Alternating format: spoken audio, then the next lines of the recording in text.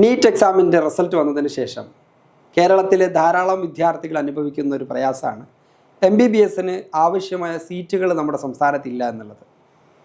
ആ സീറ്റ് ലഭിക്കാനായിട്ട് ഓരോ വർഷവും ആവർത്തിച്ച് നീറ്റ് എഴുതി അവരുടെ സമയം വെറുതെ വേസ്റ്റാക്കുകയാണ്. വിദേശത്ത് ധാരാളം അവസരങ്ങളുള്ളപ്പോൾ അതിൻ്റെ സാങ്കേതികമായ വശങ്ങളോ മറ്റോ ചിന്തിച്ച് അവരൊക്കെ ആ ഭാഗത്തേക്ക് തന്നെ കടക്കുന്നില്ല. ഈ അവസരങ്ങളെക്കുറിച്ചും അതിൻ്റെ സാധ്യതകളെക്കുറിച്ചുമാണ് ഇന്നത്തെ നമ്മുടെ ചർച്ചാ വിഷയം. പ്രിയപ്പെട്ട ഗഫൂർ മാസ്റ്ററുമായി നമുക്ക് ആ വിഷയത്തിൽ സംശയങ്ങൾ ദൂരീകരിക്കാം. മാഷേ, ആമുഖങ്ങളില്ലാതെ വിഷയത്തിലേക്ക് കിടക്കുകയാണ്.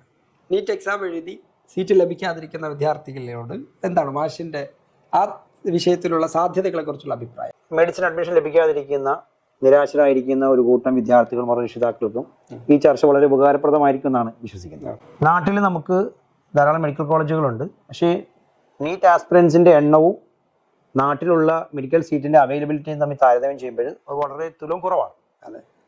അപ്പോൾ അതുകൊണ്ട് തന്നെ കോമ്പറ്റീറ്റീവ് എക്സാമിനേഷനിൽ ഹൈ റാങ്ക് വരാത്ത നല്ലൊരു ശതമാനം കുട്ടികളും MBBS അഡ്മിഷനിൽ നിന്ന് വെളിയിൽ പോകാനാണ് സാധ്യതയുള്ളത്. ഈ വർഷം അത് തന്നെയാണ് സംഭവിക്കുന്നത്. അങ്ങനെയുള്ള വിദ്യാർത്ഥികൾക്ക് നീറ്റ് ക്വാളിഫൈ ചെയ്താൽ സ്വാഭാവികമായിട്ട് വിദേശ രാജ്യങ്ങളിൽ പഠിച്ചിട്ട് ഇന്ത്യയിൽ വന്ന് ക്വാളിഫിക്കേഷൻ എക്സാമിനേഷൻ എഴുതി കഴിഞ്ഞാൽ ഇന്ത്യയിൽ പ്രാക്ടീസ് ചെയ്യാൻ കഴിയും. ഓരോ രാജ്യത്തും UAE-യിലാണെങ്കിലും അതുപോലെ അമേരിക്കയിലാണെങ്കിലും ഓരോ രാജ്യങ്ങളുടെയും ക്വാളിഫൈ എക്സാമിനേഷൻ എഴുതി കഴിഞ്ഞാൽ ആ രാജ്യത്ത് പ്രാക്ടീസ് ചെയ്യാൻ പറ്റുന്ന ഒരു സാധ്യത ഉണ്ട്. പക്ഷെ അത് തികച്ചും അറിവില്ലായ്മ കൊണ്ടോ അല്ലെങ്കിൽ ആ വിഷയത്തെക്കുറിച്ചുള്ള പരിജ്ഞാനമില്ലായ്മ കൊണ്ടോ അതിൻ്റെ സാങ്കേതിക പ്രശ്നങ്ങളെക്കുറിച്ചുള്ള ആശങ്കകൾ കൊണ്ടൊക്കെ ആയിരിക്കും പലപ്പോഴും രക്ഷിതാക്കളും വിദ്യാർത്ഥികളും അതിലേക്ക് വരാതിരിക്കുന്നത്. ധാരാളം സാധ്യതകൾ വിദേശ രാജ്യങ്ങളിലുണ്ട്. അതെ, ഓപ്ഷൻസ് ഉണ്ട്, സുരക്ഷിതമായ സംഗതികളും ഒക്കെ ഉണ്ട്. അപ്പോൾ ഞാൻ ചോദിക്കുന്നത് രക്ഷിതാക്കളുടെ ഭാഗത്തു നിന്നോ അല്ലെങ്കിൽ സ്റ്റുഡൻസിൻ്റെ ഭാഗത്തു നിന്നാണെന്ന് മാഷ് മനസ്സിലാക്കുക. എന്തൊക്കെയാണ് പ്രാഥമികമായി അല്ലെങ്കിൽ അടിസ്ഥാനപരമായി വിദേശത്ത് പോയി പഠിക്കാൻ ഇവർക്ക് വേണ്ട യോഗ്യതകൾ? ഒരു ഇന്ത്യൻ വിദ്യാർത്ഥിയെ സംബന്ധിച്ചിടത്തോളം ഉള്ള ക്വാളിഫിക്കേഷൻ എന്ന് പറയുന്നത് നീറ്റ് എക്സാം എഴുതി ക്വാളിഫൈ ചെയ്യാതെ മാത്രമാണ്. അങ്ങനെ ക്വാളിഫൈ ചെയ്ത് കഴിഞ്ഞാൽ ഏതൊരു ഇന്ത്യൻ പൗരനും എന്ത് ചെയ്യാം? വിദേശ രാജ്യത്തുള്ള ഈ രാജ്യങ്ങളിൽ നമുക്ക് പരീക്ഷ ചെയ്താൽ പറ്റും. ഇനി അവിടെ ആ യൂണിവേഴ്സിറ്റി പഠിക്കുന്നതിന് ഈ പറയുന്ന നീറ്റ് ക്വാളിഫൈ ചെയ്യണമെന്നില്ല. മറിച്ച് നീറ്റ് ക്വാളിഫൈ ചെയ്ത് വിദേശ രാജ്യത്ത് MBBS പഠിച്ചതിന് ശേഷമേ ഇവിടെ എന്ത് ചെയ്യാൻ പറ്റുള്ളൂ. അന്നൊരു കുട്ടിക്ക് മാത്രമേ ഇവിടെ ഇന്ത്യയിൽ ഈ പറയുന്ന ക്വാളിഫിക്കേഷൻ പരീക്ഷ എഴുതാൻ പറ്റുള്ളൂ. ആ കുട്ടിക്ക് മറ്റൊരു രാജ്യത്ത് പ്രാക്ടീസ് ചെയ്യാം. ഇപ്പൊ UAE പോലെ രാജ്യത്ത് വന്നിട്ട് അവിടെ പ്രാക്ടീസ് ചെയ്യാം. അവരുടെ ക്വാളിഫിക്കേഷൻ പരീക്ഷ പാസ്സായാൽ മതിയാവും. ഇതൊരു തെറ്റിദ്ധാരണയാണ്. ഇത് എങ്ങനെയാണ് പഠിക്കാൻ പറ്റുക? ഇത് പഠിക്കുമ്പോൾ ഇതിനുള്ള ക്വാളിഫിക്കേഷൻസ് നമുക്ക് ഇന്ത്യയിൽ വന്ന പ്രശ്നമാവോ എന്നൊക്കെ ഉള്ള വലിയ പരാതികളും അതുപോലെ തന്നെ ആശങ്കകളും കുട്ടികൾക്കുണ്ട്. ഇത് സ്വാഭാവികമായിട്ടുള്ള പ്രാഥമികമായിട്ട് പ്ലസ് ടു പരീക്ഷ പാസ്സായ ഒരു വിദ്യാർത്ഥി നീറ്റ് പരീക്ഷ എഴുതുന്നു. ആ നീറ്റ് ക്വാളിഫൈ ചെയ്യുക എന്നുള്ളതാണ്. 142 മാർക്സ് ആണ് ഈ പ്രാവശ്യത്തെ ക്വാളിഫൈയിങ് മാർക്സ് എന്ന് പറയുന്നത്. ആ 142 മാർക്സ് സ്കോർ ചെയ്ത ഏതൊരു വിദ്യാർത്ഥിക്കും വിദേശ രാജ്യങ്ങളിൽ പഠിക്കാൻ കഴിയും. തിരിച്ചു വന്നു കഴിഞ്ഞാൽ ആ കുട്ടിക്ക് എന്ത് ചെയ്യാൻ പറ്റും? ഇവിടെ ഈ പറയുന്ന നാഷണൽ മെഡിക്കൽ കൗൺസിലിന്റെ പരീക്ഷ എഴുതിയിട്ട് ഇന്ത്യയിൽ പ്രാക്ടീസ് ചെയ്യാൻ. വിശ്വസ്തയോടുകൂടി പോകാൻ പറ്റുന്ന ഓപ്ഷനാണ് വേണ്ടത്. രക്ഷിതാക്കളെ സംബന്ധിച്ച് അവരുടെ ആശങ്കകൾ പരിഹരിക്കപ്പെടണമല്ലോ. വിദേശ രാജ്യങ്ങൾ എന്ന് നമ്മൾ ഉദ്ദേശിക്കുമ്പോൾ US, UK, ജർമ്മനി, ഓസ്ട്രേലിയ തുടങ്ങി അതുപോലെ തന്നെ Uzbekistan, Kyrgyzstan, Moldova, Russia, Egypt, Georgia തുടങ്ങിയ എല്ലാ രാജ്യങ്ങളിലും നമുക്ക് പഠിക്കാൻ കഴിയും. പക്ഷെ എന്നാൽ ഓരോ രാജ്യങ്ങളുടെയും അതിന്റെ സിസ്റ്റം ഡിഫറെന്റ് ആണ്. ഫീസ് സ്ട്രക്ചർ ഡിഫറെന്റ് ആണ്.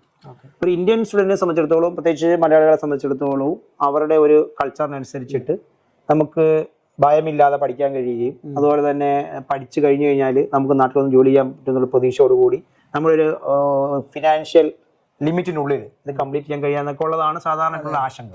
ഇങ്ങനെയുള്ളതിൽ ഏറ്റവും നല്ല അത് ഉസ്ബെക്കിസ്ഥാൻ, കിർഗിസ്ഥാൻ, അതുപോലെ തന്നെ ജോർജിയ, മോൾഡോവ തുടങ്ങിയ രാജ്യങ്ങളിലേക്കൊക്കെ ധാരാളം കുട്ടികൾ പഠിക്കുന്നവർ വന്നിട്ട് പരീക്ഷ എഴുതി പാസ്സായി ഇന്ത്യയിൽ പ്രാക്ടീസ് ചെയ്യുന്നുണ്ട്. ലാംഗ്വേജിനെ സംബന്ധിച്ചിടത്തോളം ഉള്ളതെന്ന് പറയുന്നത് ചില രാജ്യങ്ങളിൽ അവരുടെ പ്രാദേശിക ഭാഷകൾ പഠിച്ച് അവിടെ ഹൗസ് ഏജൻസി അവിടെ പ്രാക്ടീസ് ചെയ്തെങ്കിൽ മാത്രമേ എന്ത് ചെയ്യുള്ളൂ, അവർ സർട്ടിഫിക്കറ്റ് കൊടുക്കുള്ളൂ. അങ്ങനെയുള്ള ചില രാജ്യങ്ങളുണ്ട്. എന്നാൽ ഉസ്ബെക്കിസ്ഥാൻ പോലുള്ള രാജ്യങ്ങളിൽ ഇംഗ്ലീഷിലാണ്, മെജോറിറ്റി ആയിട്ടും ഇംഗ്ലീഷിലാണ് അവരുടെ ലാംഗ്വേജ് ടീച്ചിങ് നടക്കുന്നത്. പ്രാക്ടീസുകളും എല്ലാം അത് തന്നെയാണ്. അതുകൊണ്ട് തന്നെ കേരളത്തിൽ നിന്നോ ഇന്ത്യയിൽ നിന്നോ പോകുന്ന വിദ്യാർത്ഥികൾക്ക് സാധാരണയായിട്ട് ലാംഗ്വേജിൽ ഒരു പ്രശ്നം സംഭവിക്കുന്നില്ല. പക്ഷേ അപ്പോൾ ഇവർ ഒരു രാജ്യം സെലക്ട് ചെയ്തെന്നിരിക്കട്ടെ, അവിടെ ചെന്ന് സീറ്റൊക്കെ നേടി പഠിച്ചു തുടങ്ങുകയാണെങ്കിൽ എത്ര കാലം കഴിഞ്ഞിട്ടാണ് ഇവർ ക്ലിനിക്കൽ പ്രാക്ടീസ് തുടങ്ങുക? കാരണം നമ്മുടെ നാട്ടിൽ ധാരാളം ഹോസ്പിറ്റലുകളും കാര്യങ്ങളൊക്കെ നമ്മൾ കാണുന്നുണ്ട്, പെട്ടെന്ന് തുടങ്ങും. വിദേശ രാജ്യങ്ങളിലാവുമ്പോൾ അത് എത്ര കാലം എടുക്കും ക്ലിനിക്കൽ പ്രാക്ടീസ് തുടങ്ങാൻ? അത് മിക്കവാറും എല്ലാ കോളേജുകളും ആദ്യത്തെ വർഷം തന്നെ എന്ത് ചെയ്യും? ക്ലിനിക്കൽ പ്രാക്ടീസ് സ്റ്റാർട്ട് ചെയ്യും. അവർക്ക് അന്നുപോലെ പ്രാക്ടീസ് ലഭിക്കുന്നതുകൊണ്ട് രോഗികളുമായിട്ട് ഇടപെടാനും ഡയഗ്നോസ് നടത്താനും ഈ ഡോക്ടേഴ്സുള്ള ഡിസ്കഷൻസ് എല്ലാം നടക്കുന്നതുകൊണ്ട് വളരെ നല്ലൊരു എക്സ്പീരിയൻസ് ആണ് ഇങ്ങനെയുള്ള വിദ്യാർത്ഥികൾ. ഫസ്റ്റ് ഇയർ മുതൽ തന്നെ അവർക്ക് പ്രാക്ടീസ് ലഭിക്കും. അങ്ങനെ ഒരു ആശങ്കകൾക്ക് യാതൊരു സാധ്യതയില്ല. അവർ പഠനം കഴിഞ്ഞെന്നിരിക്കട്ടെ, അവിടെ ഒക്കെ കഴിഞ്ഞ് തിരിച്ചു വരുമ്പോൾ അവർക്ക് ഇന്ത്യയിൽ പ്രാക്ടീസ് ചെയ്യണമെങ്കിൽ എന്തൊക്കെയാണ് ചെയ്യേണ്ടത്? ഒരു രാജ്യത്ത് ഒരു യൂണിവേഴ്സിറ്റി സെലക്ട് ചെയ്ത് അവിടെ കോഴ്സ് കംപ്ലീറ്റ് ചെയ്തൊരു വിദ്യാർത്ഥിക്ക് അവിടുത്തെ ഗ്രാജുവേഷൻ കഴിഞ്ഞ് കഴിഞ്ഞാൽ ഇന്ത്യയിൽ വന്നാൽ ഒരു പരീക്ഷ എഴുതണം. ഓക്കെ. ഈ ഫോറിൻ മെഡിക്കൽ ഗ്രാജുവേഷൻ എക്സാമിനേഷൻ, ഈ FMG എന്ന് പറയുന്ന ഈ പരീക്ഷ പാസ്സാകാതെ ഇന്ത്യയിൽ പ്രാക്ടീസ് ചെയ്യാൻ കഴിയില്ല. അത് ഓരോ രാജ്യത്തും ഡിഫറെൻറ്റ്. UAE വന്നു കഴിഞ്ഞാൽ UAE നടത്തുന്ന MOH പോലുള്ള പരീക്ഷകൾ പാസ്സാകണം. അമേരിക്കയിലാണെങ്കിൽ UK ഡിഫറെൻ്റ് ആയിട്ടുള്ള അവരുടെ ക്വാളിഫൈഡ് പരീക്ഷകളുണ്ട്. വിദേശത്ത് പഠിച്ച ഒരാൾ ഇവിടെ പ്രാക്ടീസിന് എലിജിബിൾ ആണെന്ന് തെളിയിക്കുന്ന ഒരു പരീക്ഷയാണ്. അത് ആദ്യ വർഷം മുതൽ തന്നെ ഈ പറയുന്ന ടീമുകൾ കൊണ്ടുവന്നിട്ട് തന്നെ കോച്ചിങ്ങുകൾ കൊടുക്കുന്നുണ്ടാവും. അപ്പോൾ എക്സാം കഴിഞ്ഞതിന് ശേഷം പ്രാക്ടീസ് കഴിഞ്ഞ് അവർ ഇന്ത്യയിൽ വന്ന് പരീക്ഷയ്ക്ക് രജിസ്റ്റർ ചെയ്ത് FMG പരീക്ഷ എഴുതി പാസ്സായി കഴിഞ്ഞാൽ ഒരു സർട്ടിഫിക്കറ്റ് കിട്ടും. സ്വാഭാവികമായിട്ടും നമുക്ക് ഇന്ത്യയിൽ പ്രാക്ടീസ് ചെയ്യാം. അതാണ് അതിൻ്റെ യാഥാർത്ഥ്യം. പക്ഷേ അപ്പോൾ ഈ പറഞ്ഞ രാജ്യങ്ങളിലൊക്കെ പഠിക്കുകയും ഗൾഫ് രാജ്യങ്ങളിൽ വന്നാൽ, എസ്പെഷ്യലി UAE വന്നു കഴിഞ്ഞാൽ ഇത് യോഗ്യതയായി പരിഗണിക്കുമോ ഈ ഇവിടത്തേക്കുള്ള സർട്ടിഫിക്കറ്റുകൾ? ഈ FMG പരീക്ഷ ക്വാളിഫിക്കേഷൻ എന്ന് പറയുന്നത് ഇന്ത്യയിൽ പ്രാക്ടീസ് ചെയ്യാൻ വേണ്ടിയുള്ളതാണ്. അത് ഇന്ത്യ ഗവൺമെന്റിന്റെ ഒരു പരീക്ഷ, നാഷണൽ മെഡിക്കൽ കൗൺസിൽ നടത്തുന്ന പരീക്ഷയാണ്. അതുപോലെ തന്നെ UAE ഒരു അതോറിറ്റി ഉണ്ട്. ആ അതോറിറ്റി നടത്തുന്ന പരീക്ഷയുണ്ട്. ആ പരീക്ഷ പാസ്സായാലും നമുക്ക് UAE ചെയ്യാം. സൗദി അറേബ്യയിൽ അവരുടെ മെഡിക്കൽ അതോറിറ്റി നടത്തുന്ന പരീക്ഷ അവിടെ പാസ്സായാലും അവിടെ ചെയ്യാം. അങ്ങനെ ഓരോ രാജ്യങ്ങളിലും ഡിഫറെൻ്റ് ആയിട്ടുള്ള ക്വാളിഫയിങ് എക്സാമിനേഷൻ ഉണ്ട്. ഓരോ രാജ്യത്തെയും പരീക്ഷ. ഇപ്പൊ ഇന്ത്യയിൽ ഇന്ത്യയിൽ കേരളത്തിൽ MBBS കഴിഞ്ഞ ഒരു വിദ്യാർത്ഥി UAE പ്രാക്ടീസ് ചെയ്യണമെങ്കിൽ UAE ക്വാളിഫിക്കേഷൻ പരീക്ഷ എഴുതി പാസ്സാകും. അതുപോലെ തന്നെ സ്വാഭാവികമായിട്ടും ഈ ഉള്ളതാണ് ഉസ്ബെക്കിസ്ഥാനിന്നോ കിർഗിസ്ഥാനിന്നോ ജോർജിയെന്നോ പഠിച്ചു വന്ന കുട്ടി UAE വന്നു കഴിഞ്ഞാൽ ഇവിടെ രജിസ്റ്റർ ചെയ്യുമ്പോൾ ആ പരീക്ഷ എഴുതി പാസ്സായൊക്കെ മാത്രമേ ഇവിടെ പ്രാക്ടീസ് ചെയ്യാൻ കഴിയൂ. രക്ഷിതാക്കൾക്കുള്ള വിദ്യാർത്ഥികളുടെ മറ്റൊരു സംശയം, ഇപ്പോൾ വേറെ രാജ്യത്ത് പോയി പഠിക്കുകയാണ്, ചില വിദ്യാർത്ഥികൾ മാറി നിന്നിട്ടുണ്ടാവില്ല. അങ്ങനെ പോകുമ്പോൾ അവരുടെ താമസവും ഭക്ഷണവും ഒക്കെ എത്രത്തോളം കംഫർട്ടായിരിക്കും വിദ്യാർത്ഥികൾക്ക് വിദേശ രാജ്യങ്ങളിൽ പോകുമ്പോൾ? എല്ലാവർക്കും ഉള്ള ആശങ്കയാണ്, മക്കളെങ്ങനെ വിദേശത്ത് പോയി കഴിഞ്ഞാൽ ഭക്ഷണം കഴിക്കും, അവർക്ക് സ്റ്റേ എങ്ങനെ ആയിരിക്കും, അവർ സുരക്ഷിതരായിരിക്കും എന്നൊക്കെയുള്ള ആശങ്കകൾ സ്വാഭാവികമായിട്ട് എല്ലാ രക്ഷിതാക്കൾക്കുള്ളതാണ്. ഇതിൽ നമുക്ക് പറയാനുള്ളത് വെച്ചാൽ സ്വാഭാവികമായിട്ട് കൊണ്ടുപോകുന്ന ഒരു കമ്പനി അല്ലെങ്കിൽ ഒരു ടീം അവരുടേതായ ഹോസ്റ്റലുകൾ ഉണ്ടാകും. അതുപോലെ തന്നെ മലയാളി കമ്മ്യൂണിറ്റികളുണ്ട്.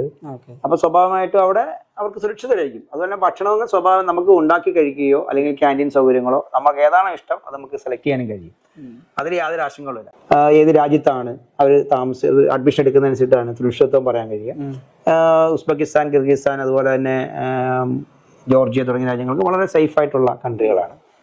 സുരക്ഷിതത്വത്തിൽ വളരെ നല്ല പരിഗണനയുള്ള രാജ്യം. ഇന്ത്യൻ സ്റ്റുഡൻസിനൊന്നും അങ്ങനെ പ്രശ്നങ്ങൾ, ചില രാജ്യങ്ങളിലൊക്കെ പ്രശ്നങ്ങൾ ഉണ്ടായിട്ടുണ്ട്. ഇന്ത്യൻ ഫുഡൊക്കെ കിട്ടും അവിടെ. എല്ലാ ഫുഡും കേരള ഫുഡ് തന്നെ കിട്ടും. ഏത് ഫുഡ്, ഇപ്പോൾ അറബിക് ഫുഡ് വേണം, അറബിക് ഫുഡ് നമുക്ക് തന്നെ പ്രിപ്പയർ ചെയ്യാം. അപ്പൊ ആ ഒരു സേഫ് നമ്മുടെ കമ്മ്യൂണിറ്റിക്കുള്ളിൽ തന്നെ നമുക്ക് എല്ലാ കാര്യങ്ങളും കൊണ്ടുനടക്കാൻ, നമ്മുടെ സാംസ്കാരികമായ എല്ലാ പൈതൃകങ്ങളെയും സൂക്ഷിക്കാൻ കഴിയത്തക്കവണ്ണം ഓണം, ക്രിസ്മസ്, വിഷു എല്ലാ ആഘോഷങ്ങളും പെരുന്നാളും എല്ലാം ആഘോഷിക്കുന്ന എക്സ്പീരിയൻസ് ഉള്ള ടീം ആവുക എന്നത് തീർച്ചയായിട്ടും അതിനായിട്ട് നമ്മൾ ബന്ധപ്പെടുകയും ആളെ കണ്ടെത്തുകയും ഏത് ടീമാണ് ഏറ്റവും ബെസ്റ്റ് എന്ന് മനസ്സിലാക്കിയെടുക്കുകയും ചെയ്യും. അതൊരു പ്രധാന കാര്യം. എത്രയാവും ബഡ്ജറ്റ്, അതായത് ഇതിന്റെ ടോട്ടൽ കോസ്റ്റ് ഇത് കഴിയുമ്പോൾ നമുക്ക് ഒരു വിദ്യാർത്ഥിയെ സംബന്ധിച്ചിടത്തോളം എത്രയാകും? ഇതൊരു പ്രധാനപ്പെട്ട ചോദ്യമാണ്. നമ്മുടെ ചർച്ചയിൽ ഏറ്റവും പരമപ്രധാനമായ ഒരു ചർച്ച തന്നെയാണ് അതിന്റെ ഫീസ് സ്ട്രക്ചർ എങ്ങനെ വരും എന്നുള്ളത്. അത് രാജ്യങ്ങളുടെ അനുസരിച്ചിട്ട് വ്യത്യാസങ്ങൾ വരും. നമ്മൾ പറയുന്ന ഉസ്ബെക്കിസ്ഥാൻ, കിർഗിസ്ഥാൻ, ജോർജിയ തുടങ്ങിയ രാജ്യങ്ങളിലേക്കാണെങ്കിൽ അവിടെയാണ് സ്വാഭാവികമായിട്ട് നമുക്ക് കയ്യിലൊതുങ്ങുന്ന കൊക്കിലൊതുങ്ങിയ ഒരു ഫീസ് സ്ട്രക്ചറുള്ള രാജ്യങ്ങളും കൂടുതൽ മലയാളികളും ഇന്ത്യക്കാരും ചൂസ് ചെയ്യുകയും ചെയ്യുന്ന രാജ്യങ്ങളും അത് തന്നെയാണ്. അമേരിക്ക, ബ്രിട്ടൻ, ജർമ്മനി തുടങ്ങിയ രാജ്യങ്ങളിലെ ഡിഫറെൻ്റ് ആയിട്ടുള്ള വേറൊരു സ്ട്രക്ചറാണ്. നമ്മളിപ്പോൾ ഈ മലയാളികളും ഇന്ത്യക്കാരുമായിട്ടുള്ള ആൾക്കാർ കൂടുതൽ ചൂസ് ചെയ്യുന്ന രാജ്യങ്ങളിലാണെങ്കിൽ ഏകദേശം ഒരു 20 ലക്ഷം മുതൽ 30-35 ലക്ഷം രൂപയ്ക്കുള്ളിൽ ഈ പറയുന്ന കോഴ്സ് കംപ്ലീറ്റ് ചെയ്യാനായിട്ട്. എത്ര വർഷം? അടുത്ത 6 വർഷം 7 വർഷമുള്ളതുകൊണ്ട് 6 വർഷം മുതൽ 7 വർഷം വരെയാണ് സാധാരണയായിട്ട്. അത് രാജ്യങ്ങളുടെ യൂണിവേഴ്സിറ്റികൾ അനുസരിച്ചിട്ട് അതിന്റെ പല വ്യത്യാസങ്ങൾ വരും. ഏകദേശം ഒരു 20 ലക്ഷത്തിന്റെയും 30-35 ലക്ഷത്തിന്റെയും ഇടയിൽ നമുക്ക് ഫീസ് സ്ട്രക്ചർ നൽകി ഈ കോഴ്സ് കംപ്ലീറ്റ് ചെയ്യാൻ കഴിയുന്ന ഒരു സാധ്യത ഇപ്പം നമുക്ക് നിലവിൽ. വളരെ ഹ്രസ്വമായ ഇന്റർവ്യൂ, ചുരുങ്ങിയ വാക്കുകളിൽ പ്രസക്തമായ ചോദ്യങ്ങൾ ചോദിച്ചു. ഗഫൂർ മാഷ് വളരെ വിശദമായ മറുപടിയും തന്നു. ഇതുപോലെ തന്നെ ഓരോ കരിയറിലെയും വ്യക്തമായ ഗൈഡൻസുകളായിരിക്കും ഇനി അങ്ങോട്ടുള്ള ഈ വിഷയത്തിലെ ചർച്ചകൾ ഉണ്ടാവുക. വളരെ സന്തോഷം പ്രിയപ്പെട്ട ഗഫൂർ മാഷ്.